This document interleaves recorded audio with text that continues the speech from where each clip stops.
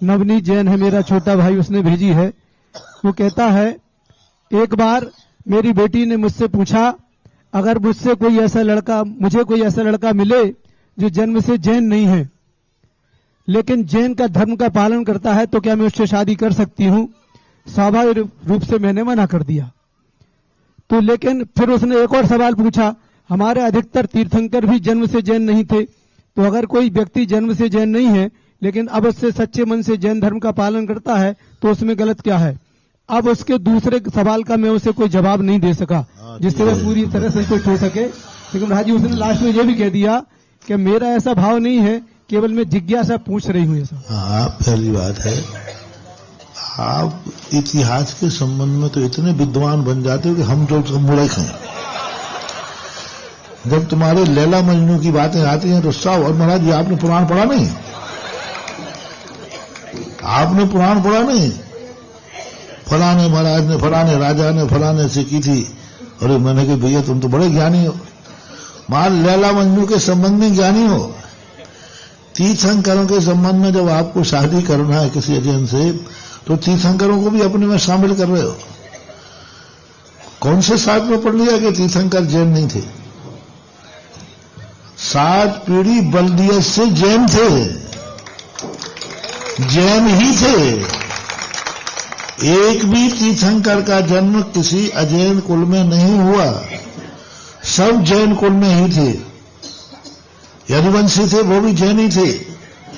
बाद में उनके वंशों में अनेक धर्म आ गए, लेकिन जब वो जैनी थे सब तीर्थंकर जैन थे। क्षत्रिय थे, ब्राह्मण जो क्षत्रिय थे, यदुवंशी थे, इक्ष्वाकु वंशज थे, कश्यप वंशज, ये सब जैन थे। किसने कहा?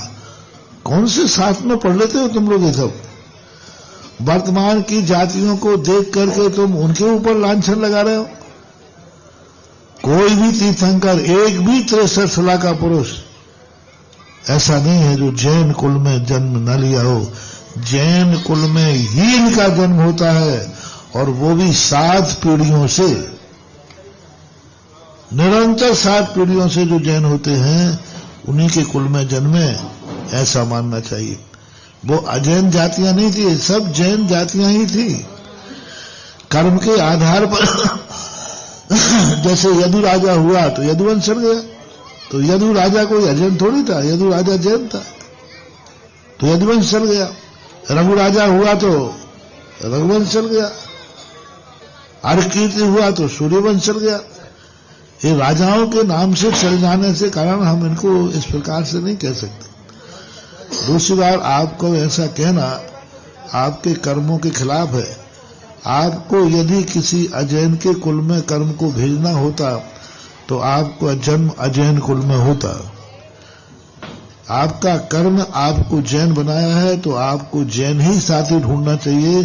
कर्म के खिलाफ चलने से फिर कर्म ऐसी दशा करता है कि वह कर्म कहता है मैंने अपनी तुम्हारी इच्छानुसार मैंने आपको कुल किया और उसके विपरीत कुल के आपने संबंध बनाया, जाओ हजारों भवों तक उस कुल को तरस जाओगे।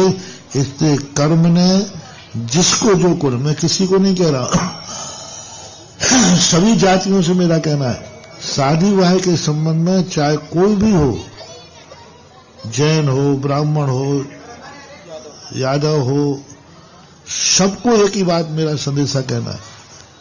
सैन हो, मीणा हो, गुजर हो, XYZ, सब जातियों में अपने ग्रुप में एक ही बात करना चाहिए, शादी विवाह अपनी ही जाति में करना चाहिए। यही कर्म है, यही धर्म है और यही भारत की जाति की सुरक्षा है हर व्यक्ति को।